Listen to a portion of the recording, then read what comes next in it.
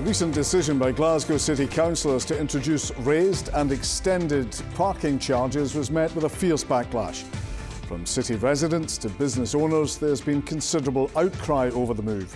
The council insists it's a necessary measure as it seeks to balance budgetary pressures.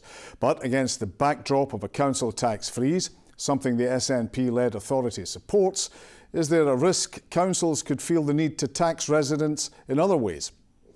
We were joined by the council's transport convener, Angus Miller. Angus Miller, aren't these parking charges just council tax by stealth?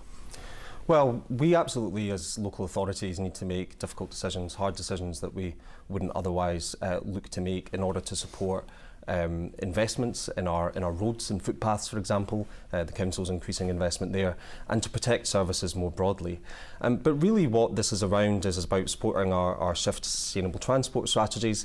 In the city centre, for example, we know that the vast majority of people who access the city centre for the city centre economy, either to come in for leisure or to come in for work, the vast majority of people already come in by means other than private vehicle. And we also want to promote the availability of more affordable options for car parking, for example, for those who do need to come in by private vehicle. We've got plenty of multi-storey car parks in the city centre, for example. We know that many of them are sitting quite considerably under capacity, and those will present more affordable options for people. Okay. There are a number of points. So the hospitality industry and residents say you're not listening to them. That's not what's needed to promote the city centre. There needs to be some availability of parking, affordable parking, and that you're not listening. 85% in the Glasgow Chamber of Commerce survey said you're not listening. Well, we absolutely recognise that some people are going to need to use private vehicle in order to access the city centre.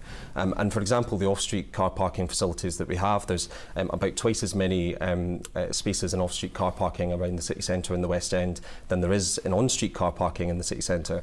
After 6 o'clock at night, for example, in council-owned car parks in Glasgow City Centre, you'll be able to get an all-night a ticket for just £5. So there are more affordable options than on-street car parking. Isn't this all contradictory to the wider plans of improving Glasgow City Centre, that you're actually not encouraging people to come in? They will be dissuaded from coming in. Why would they come into Glasgow City Centre when they can go to out-of-town entertainment places where parking's free? Well, as I say, the vast majority of people who already come into Glasgow City Centre come in. So why they need then, if that's the case, why they need to increase parking charges?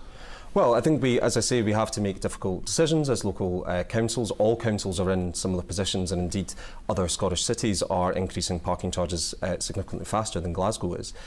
But we want to continue to promote Glasgow City Centre. We recently, just before Christmas, had a Choose Public Transport campaign to support and promote the different public transport options that there are for people to come in to access the city centre. But public transport is not, and a lot of people's experience, particularly those people who don't live within 15 minutes of Glasgow City Centre, will say public transport options aren't great.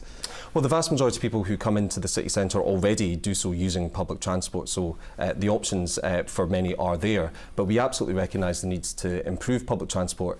The council doesn't directly operate any public transport ourselves, but we work very closely, including through our new city centre strategy, with public transport operators, particularly looking to improve options for public transport in the evening and the night time as well. So the money that's being raised from this, you're saying, is going to improve the city centre. Is that the plan? Because anybody you'd speak to about Glasgow City Centre just now say it's very much in decline. Where's this money being spent? Well, the revenues that the council raises will support us in protecting services that they otherwise would have to take savings from. It also supports, for example, the investment that we're making as a council in our roads and footpaths, increasing that maintenance revenue. So does this go back to my original point that this is a council tax by stealth? Glasgow City Council has imposed a council tax freeze, has accepted a council tax freeze.